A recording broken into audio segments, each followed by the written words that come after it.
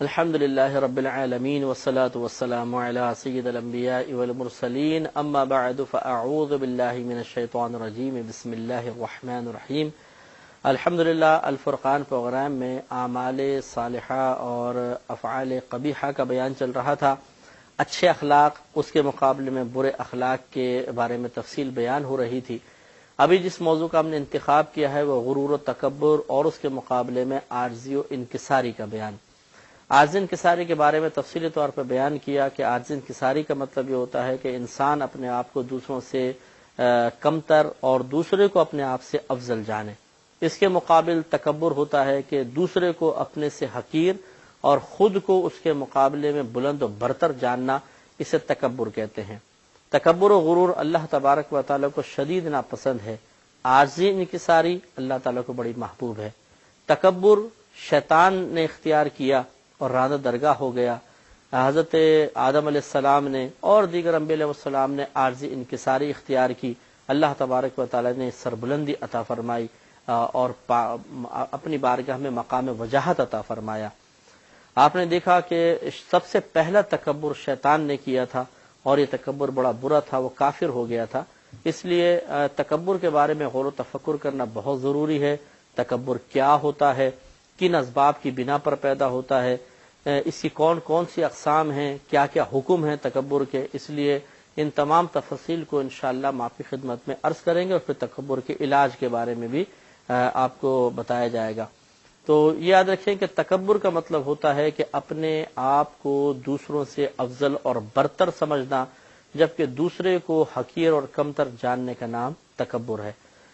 جیسے کہ پہلے بھی آپ کو بتایا تھا، دو باتیں پھر میں عرض کروں گا کہ پہلی بات یہ کہ ہم جو بھی بات بیان کر رہے ہیں وہ اپنے ذاتی محاسبے کی غرض سے ہے۔ میں اپنا محاسبہ کروں گا، آپ اپنا محاسبہ کریں۔ کسی تھرڈ پرسن کے بارے میں سوچنا شروع مت کر دیجیے گا، اچھا اس میں تکبر ہے، دیکھو اس میں یہ علامت ہے، اس میں علامت ہے۔ یہ مناسب نہیں ہے کیونکہ یہ بدگمانی کی طرف لے جاتا ہے۔ دوسری بات یہ ہے کہ تکبر یا تواضع دونوں قلبی صفات ہیں۔ تکبر ایک قلب کی صفت ہے کہ قلب میں انسان اپنے آپ کو بڑا سمجھتا ہے دلی دل میں اور دوسرے کو حقیر و کمتر سمجھتا ہے، اور قلبی کیفیات تو سامنے ظاہر نہیں ہوتی ہیں۔ تو اب بعض اوقات انسان خود اپنی کیفیت سمجھنے میں ناکام رہتا ہے کہ وہ یہ کہہ رہا ہوتا ہے کہ نہیں میں تو عاجزی انکساری پسند ہوں جی، میں بہت ہی لفظ بھی بول دیتے ہیں جی میں کمینہ ہوں، میں تو بڑا حقیر اور کمتر آپ کے قدموں کی خاک ہوں وغیرہ وغیرہ، لیکن اس کے اعمال و افعال اس کے ان الفاظ اور اس قلبی کیفیت کے مخالف مطلب نظر آتے ہیں۔ جو بظاہر وہ اپنی قلبی کیفیت بیان کر رہا ہے کہ نہیں جی میرے دل میں تو بڑی عاجزی انکساری ہے، اس کا عمل ظاہر کر دیتا ہے کہ نہیں اس کے دل میں یہ کیفیت نہیں ہے جو یہ بیان کر رہا ہے، بلکہ یہ والی کیفیت ہے۔ لہذا اپنے قلب کی کیفیت پر مطلع ہونے کے لیے اپنے ظاہری اعمال کو بنیاد بنائیں، یہ سب سے بہترین اصول ہوتا ہے۔ دیکھیں کہ میرے کسی عمل کے اندر تکبر تو نہیں ہے، غرور تو نہیں ہے، بڑا پن تو نہیں ہے۔ اگر ہے تو بس قلب میں سمجھ لیجئے کہ تکبر موجود ہے، اور اگر نہیں ہے تو سمجھ جائیں کہ تکبر موجود نہیں ہے۔ تو تکبر کے کچھ اسباب پہلے ہم آپ کی خدمت میں عرض کرتے ہیں کہ کن وجوہات کی بنا پر تکبر پیدا ہوتا ہے۔ ان میں بہت سی چیزیں ہیں، مثال کے طور پر اعلی خاندان، مال و متاع، حسن و جمال، طاقت، صلاحیتیں، علم، عبادت، منصب، یہ چیزیں عموماً تکبر کا سبب بنتی ہیں۔ اعلی خاندان سے تعلق رکھنے والا بعض اوقات دوسری ذات کو کہتے ہیں نیچ اور کمتر ذات سے تعلق رکھتا ہے۔ حالانکہ یاد رکھیں کہ ہمارے مذہب اسلام میں ذات پات کا کوئی تصور نہیں، یعنی ذات پات کے اعتبار سے اونچ نیچ کا کوئی تصور نہیں۔ یہ غیر مسلموں میں ہو سکتا ہے، لیکن اسلام سب کو برابر تصور کرتا ہے، بالکل۔ حتیٰ کہ نبی کریم صلی اللہ علیہ وسلم نے اپنے آخری خطبے میں ارشاد فرمایا کہ کسی عربی کو کسی عجمی پر اور کسی عجمی کو کسی عربی پر کوئی فوقیت نہیں ہے سوائے تقوی کے۔ عجمی کہتے ہیں غیر عربی کو، یعنی عرب لوگوں کو کسی غیر عرب پر اور کسی غیر عرب کو عربوں پر فوقیت حاصل نہیں ہے، اگر ہے تو صرف تقوی کی وجہ سے۔ معلوم یہ ہوا کہ تقوی پرہیزگاری ایک ایسی چیز ہے کہ جس کی وجہ سے ہم کہہ سکتے ہیں جی یہ افضل ہے، یہ کمتر ہے، ورنہ ذات پات وغیرہ یہ جی عربی ہیں یہ غیر عربی ہیں، اس وجہ سے ہم کمی بیشی کے اونچ نیچ کا تصور قائم کریں، نبی کریم صلی اللہ علیہ وسلم نے اس سے منع فرما دیا۔ قرآن میں بھی اللہ تعالیٰ نے ارشاد فرمایا کہ انا اکرمکم عند اللہ اتقاکم، کہ بے شک تم میں سے اللہ تبارک و تعالیٰ کی بارگاہ میں سب سے زیادہ عزت والا وہ ہے جو تم میں سے دوسروں کے مقابلے میں زیادہ تقوی اختیار کرنے والا ہے۔ تو تقوی، پرہیزگاری، یہ انسان کے لیے عزت اور عظمت کا سبب بنتی ہے۔ اگر یہ ہے تو ٹھیک، ورنہ نبی کریم صلی اللہ علیہ وسلم نے یہ منع فرمایا کہ ذات پات کے تصور کی بنا پر دوسرے کو حقیر اور کمتر سمجھا جائے، یہ غلط ہے۔ ضمناً عرض کر دیتا ہوں کہ شادی بیاہ کا معاملے میں ایک لفظ آپ نے سنا ہوگا، کفو۔ کفو کا مطلب ہوتا ہے ہم پلہ ہونا، ہم نظیر ہونا۔ اس کا یقیناً ہمارا مذہب اسلام اعتبار کرتا ہے کہ اگر لڑکی اپنی مرضی سے نکاح کرنا چاہے تو وہ کفو میں ہی کر سکتی ہے، غیر کفو میں نہیں، اور یعنی ہم پلہ میں کر سکتی ہے، غیر ہم پلہ میں نہیں۔ غیر ہم پلہ یا ہم پلہ کے اندر کون کون سی چیزیں دیکھی جاتی ہیں؟ ان میں سے ایک یہ خاندان بھی ہے، ذات برادری بھی ہے۔ چنانچہ اگر لڑکی کسی ایسے لڑکے سے نکاح کر لیتی ہے کہ جو اس لڑکی کے والدین کے لیے یا اس کے خاندان کے لیے باعث شرم و عار بن سکتا ہو، تو یہ نکاح صحیح نہیں کہلاتا۔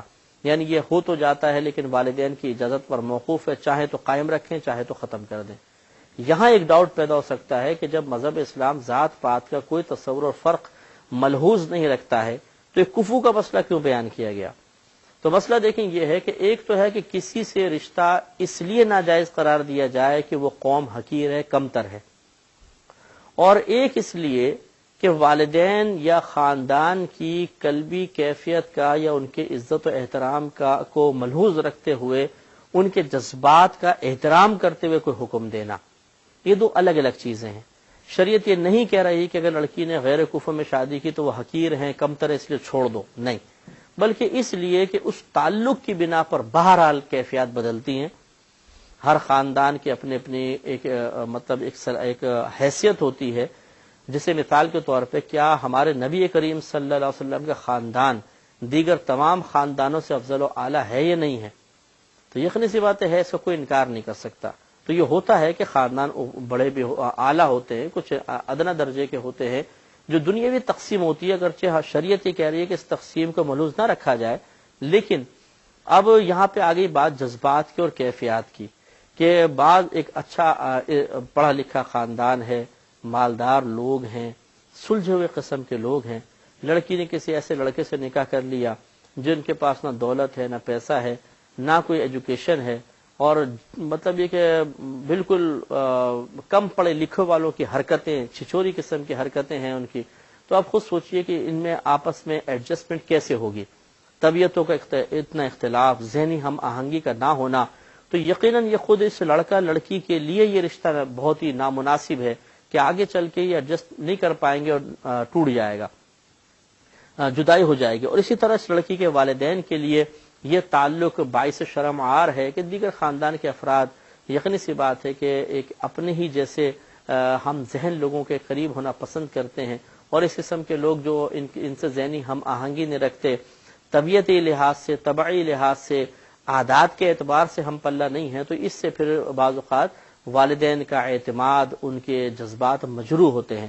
تو شریعت صرف ان والدین کے ادب و احترام کی خاطر ان کے جذبات کو مجروح ہونے سے بچانے کے لیے حکم دے رہی ہے، کسی کو کمتر اور حقیر سمجھ کے حکم نہیں دے رہی ہے۔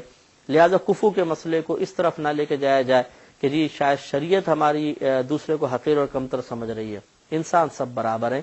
یہی وجہ ہے کہ اگر یہی والدین اپنی بچی کا نکاح یہاں کرنا چاہیں اپنی مرضی سے، بالکل جائز ہے۔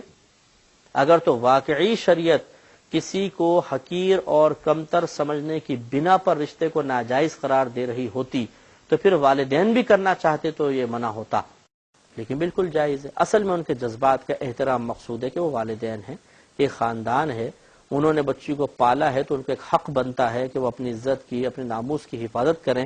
اس عزت اور ناموس پہ جب حرف آئے گا تو شریعت نے ان کو حق دیا کہ چاہے تو اس رشتے کو ختم کر دیں، لیکن جب وہ خود اس چیز کو فیس کرنے کے لیے تیار ہیں، اگر وہ بچی کا نکاح کرنا چاہیں تو بالکل کر سکتے ہیں، اگر بچی بھی راضی ہے، والدین راضی ہیں تو بالکل ٹھیک ہے، ہو سکتا ہے۔ تو اس لیے اس طرف توجہ نہ کی جائے۔ تو بہرحال بعض اوقات ایسا ہوتا ہے کہ خاندان کی وجہ سے تکبر پیدا ہوتا ہے، جب ہم فلاں اعلیٰ خاندان سے تعلق رکھتے ہیں اور وہ حقیر اور کمتر سمجھیں، یہ غلط ہے، ایسا نہیں ہونا چاہیے۔ اور ایک وہی بات ہے کہ حقیر نہیں سمجھ رہے، لیکن یہ ہمارا میل ملاپ سے ہی نہیں ہو سکتا، ان کے اپنے رسومات، ہمارے اپنے رسومات، ان کے اپنے جذبات، ہمارے اپنے، ان کی کیفیات اپنی، ہماری اپنی، ہماری ذہنی کیفیت کچھ اور ہے، ہماری تھنکنگ علیحدہ ہے، ان کی ذہنی کیفیت اور تھنکنگ بالکل علیحدہ ہے۔ اس وجہ سے کہ ہم آپس میں ایڈجسٹ نہیں ہو سکیں گے، اگر کوئی منع کر دیتا ہے تو اس کو تکبر کا نام نہیں دیتے ہیں۔ لیکن بہرحال خاندانی تکبر بھی ہوتا ہے، ایک بڑا پن ہوتا ہے، ہم فلاں خاندان سے تعلق رکھتے ہیں، ہم شاہی خاندان سے، ہم چودھری خاندان سے، ہم وڈیرا خاندان سے تعلق رکھتے ہیں، اس کے مقابلے میں دوسرے کو حقیر و کمتر سمجھنا، تو معلوم یہ ہوا کہ خاندان کے اعتبار سے بھی تکبر آیا کرتا ہے۔ اسی طریقے سے منصب کا تکبر ہوتا ہے، ایک ایم این اے ہے، ایم پی ہے، حتیٰ کہ یہاں تو ہمارے کونسلر بھی اکڑ کے چلتا ہے، ذرا اس کو کونسلرشپ مل جائے تو وہ دوسرے کو ذرا ٹیڑھی نگاہ سے ہی دیکھتا ہے، حالانکہ منصب تو چھن جانے والی چیز ہے۔ لیکن بہرحال کچھ عرصے کے لیے بھی آیا تو انسان میں تھوڑا بڑا پن پیدا ہو جاتا ہے، تکبر پیدا ہوتا ہے، اور وہ بڑے بڑے افسران بالا کو اپنے سامنے سلوٹ مارتے ہوئے دیکھتا ہے تو دل میں ایک بڑا پن سا پیدا ہوتا ہے۔ اس تکبر کو بھی سمجھنا چاہیے۔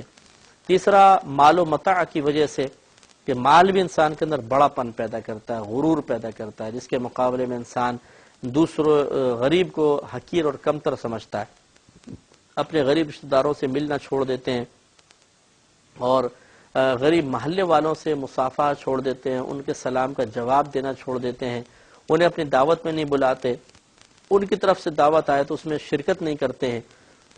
یہ علامت اس بات کی کہ انسان مال وغیرہ کی وجہ سے تکبر میں مبتلا ہو گیا ہے۔ بلکہ اگر آپ دیکھیں تو دو مالدار آپس میں متکبر ہو سکتے ہیں، کہ ایک مثلا مثال کے طور پر کروڑ پتی ہے، ایک ارب پتی ہے، تو ارب پتی اس کروڑ پتی کے مقابلے میں تکبر کرے گا، حالانکہ ہیں دونوں مالدار، یعنی اس ارب پتی کے سامنے کروڑ پتی غریب ہے، لکھ پتی اور غریب ہے، کسی کو ہزاروں روپے ہیں تو وہ اور غریب ہے۔ تو اس لیے مطلب یہ کہ پیسہ جو ہے یہ انسان کے اندر تکبر لاتا ہے، اور اس کی بھی ظاہری علامات بھی سامنے دیکھی جا سکتی ہیں۔ اسی طرح حسن و جمال ہے، خوبصورتی ہے، عورتوں میں ہوتی ہے خوبصورتی، مردوں کے اندر بھی خوبصورتی ہوتی ہے، مردانہ وجاہت ایک الگ چیز ہوتی ہے۔ اب اس کی وجہ سے انسان کسی مطلب کہ گورا رنگ ہے تو کالے رنگ والے سے ہاتھ ملانا پسند نہ کرے، ان کے ساتھ کھڑا رہنا پسند نہ کرے کہ جی مجھے اچھا نہیں لگتا، کیوں بھئی بڑا عجیب سا لگتا ہے ایسے رنگ والوں کے ساتھ کھڑا ہونا، یہ بری بات ہے، تکبر ہے، غرور ہے، آج یہ رنگت ہے کل چھن جائے گی۔ تو بہرحال یہ بھی ہوتا ہے، ہم اب فی الحال اسباب بیان کر رہے ہیں۔ تو اگر کوئی حسن و جمال میں مبتلا شخص ہے، اللہ نے اس کو حسن دیا ہے، جمال دیا ہے، خوبصورتی دی ہے، تو وہ اپنے بارے میں غور کرے تو ایسا تو نہیں ہے کہ کسی قبول صورت کو دیکھ کر یا بظاہر ایسے شکل و صورت والے کو دیکھ کے جس میں کوئی اٹریکشن نہیں ہے، اس کو دیکھ کر عجیب سا محسوس ہوتا ہے کہ یہ ایسا کیوں، یہ میرے پاس کیوں آ کر کھڑا ہو گیا، ان سے ہاتھ ملانے کو دل نہ چاہے، ان کے پاس بیٹھنے کو دل نہ چاہے، وہ مذاق کرے تو مذاق کرنے کو دل نہ چاہے، بلکہ نگاہ ایسے کوئی ڈھونڈے جو اپنے جیسا ہو، حسین ہو، یا مطلب اپنے برابر کا لگے، تو اس کا مطلب ہے کہ آپ اس شخص کو حقیر سمجھ رہے ہیں، کمتر سمجھ رہے ہیں، اور یہ قطعاً غیر مناسب ہے۔ اسی طریقے سے طاقت بھی تکبر اور غرور کا سبب بنتی ہے۔ یہ باڈی بلڈر حضرات کے اندر زیادہ یہ چیز آپ دیکھیں گے کہ ذرا تھوڑا سا چیسٹ وغیرہ بنے اور ذرا بازو بنے اور اس نے فوراً ایک ٹائٹ سی جرسی پہن لی، جس طرح سینہ نمایاں ہوا، ذرا بازو وغیرہ ٹائٹ نظر آنا شروع ہو گئے، اور پھر یوں اکڑ کر وہ ویسے بیچارے وہ تو ویسے وہ نکل آتے ہیں ونگز وغیرہ، تو وہ اور ہاتھ نیچے لگتے ہی نہیں، وہ یوں خود ہی اکڑ جاتا ہے آدمی، اور پھر مطلب تکبر سے گزرنا، غریب ذرا کمزور سا دیکھ کے ڈر رہا ہے اور اس سے مصافحہ نہ کرنا، جھڑک دینا، یہ چیزیں طاقت کے اندر طاقت کے تکبر کی ظاہری علامات قرار دی جا سکتی ہیں۔ تو اسی طرح کوئی جوڈو کراٹے کا ماہر ہے، ریسلر وغیرہ بن گیا ہے، ویسے لمبے چوڑے آدمی ہوتے ہیں بعض، وہ ذرا اکڑ کے چلنا پسند کرتے ہیں، بدماشی اسی وجہ سے انسان کرتا ہے کہ اس کو اپنے طاقت پر اعتماد اور گھمنڈ پیدا ہو جاتا ہے۔ اللہ تعالیٰ کو سب ناپسند ہے، تو ہر طاقتور آدمی غور کرے کہ کیا وہ کسی غریب کو دیکھ کر کیا اس سے لڑنے بھیڑنے کو دل چاہتا ہے، کیونکہ ہوتا ہی یہ ہے کہ ہم اپنے ہم پلہ یا اپنے سے فوق سے لڑنا پسند نہیں کرتے، ہم تلاش کرتے ہیں کمزور کو اور ایسے شخص کو کہ جس کو مار سکیں، پیٹ سکیں، دبا سکیں، اس سے لڑنا پسند کرتے ہیں، اور جب اس کو مارتے ہیں، پیٹتے ہیں، دبا لیتے ہیں تو ایک بڑا پن سا پیدا ہوتا ہے۔ غلط ہے، آپ کو لڑنا ہی ہے تو ذرا اپنے سے فوق سے لڑ کر دیکھیے، اپنے سے زیادہ طاقتور سے لڑ کر دیکھیں، تو پھر کمال ہے نا۔ گھر میں جا کر بیوی کو مارنا، پیٹنا، بچوں پہ ظلم و ستم کرنا یہ تو ہر شخص کر سکتا ہے، لیکن ذرا اپنے سے باہر کسی طاقتور آدمی کو پیٹ کر دکھائیں تو بات بنے، کیونکہ وہ جواب میں 2 مارے گا تو پھر آدمی کو عاجزی انکساری کا درس خود بخود حاصل ہو جائے گا۔ تو یہ بھی ایک بری چیز ہوتی ہے کہ انسان اپنے سے طاقت میں کسی کو کمزور دیکھے، چاہے وہ بیوی کے روپ میں ہو، اسٹوڈنٹس کے روپ میں ہو، ماتحت کے روپ میں ہو۔ یہ بہت بری بات ہے، میدان معاشر میں گرفت کا سبب بن سکتی ہے۔ ایک صحابی تھے، وہ نبی کریم صلی اللہ علیہ وسلم کی خدمت میں حاضر ہوئے، رسول اللہ میرے کچھ غلام ہیں، غلطیاں کرتے ہیں تو میں ان کو مارتا پیٹتا ہوں، تو ان کا اور میرا آخرت میں کیا معاملہ ہوگا؟ نبی کریم صلی اللہ علیہ وسلم نے ارشاد فرمایا کہ ان کی غلطیاں ایک ترازو کے پلڑے میں رکھی جائیں گی اور تیری سزا دوسرے پلڑے میں رکھی جائے گی۔ اگر تیری سزا کم، ان کی غلطیاں زیادہ، تو تجھے بدلہ دلوایا جائے گا۔ اگر دونوں برابر ہوں تو نہ دینا نہ لینا، اور اگر تیری سزا زیادہ ہوئی، ان کی غلطی کم ہوئی، تو تجھے اس کا بدلہ دینا پڑے گا، تجھے سزا ملے گی۔ تو وہ صحابی روتے ہوئے وہاں سے چلے گئے تھے۔ تو آپ غور فرمائیں کہ ہمارے ساتھ بھی ایسا ہوتا ہے کہ ہم طاقت کے گھمنڈ میں بعض اوقات سامنے والے کو مار دیتے ہیں، پیٹ دیتے ہیں، دبا لیتے ہیں۔ جو جاہل قسم کے شوہر ہوتے ہیں، بیویوں پہ ہاتھ اٹھانا، مارنا اور بے دردی کے ساتھ مارنا، یہ بہت بڑی جہالت ہے۔ نبی کریم صلی اللہ علیہ وسلم نے اس چیز کو پسند نہیں فرمایا۔ اگرچہ اجازت مرحمت فرمائی ہے، شوہر بیوی کو مار سکتا ہے، لیکن کنڈیشنز کے ساتھ۔ چہرے پہ مت مارو فرمایا، ایسے مت مارو کہ ہڈی ٹوٹ جائے، ایسے مت مارو کہ جسم پر نشان پڑ جائے، ان سے منع فرمایا۔ تو آپ خود غور کریں کہ عورت کا بدن تو ویسے بڑا نازک ہوتا ہے، مرد کا ہی آپ بدن تھوڑا ٹائٹ ہاتھ سے پکڑ لیں، دیکھیں گے نشان پڑ چکے ہوں گے۔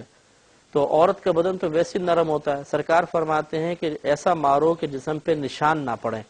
تو اس کا مطلب یہ ہے کہ بہت ہی معمولی سا مارنے کی اجازت ہے، کیونکہ ذرا بھی آپ زور سے ماریں گے جسم پہ نشان پڑ جائے گا۔ چہرے پہ مارنا منع فرمایا، ایسا مت مارو کہ ہڈی ٹوٹ جائے۔ اور ہمارے بعض شوہر حضرات جو تکبر اور طاقت کے نشے میں چور ہوتے ہیں، وہ تو مار مار کے بھرکس نکال دیتے ہیں بیویوں کا۔ اور کتنی بات پر؟ نمک زیادہ کر دیا تھا، مرچ زیادہ کر دی تھی، بوٹی صحیح نہیں گلائی تھی، میرے سامنے بات کیوں کر لی؟ اس کا خمیازہ دنیا میں نہیں تو آخرت میں بھگتنا ہوگا۔ بہرحال اس پہ سلسلہ کلام جاری رہے گا، لیکن اگلے پروگرام میں وآخر دعوانا ان الحمدللہ رب العالمین۔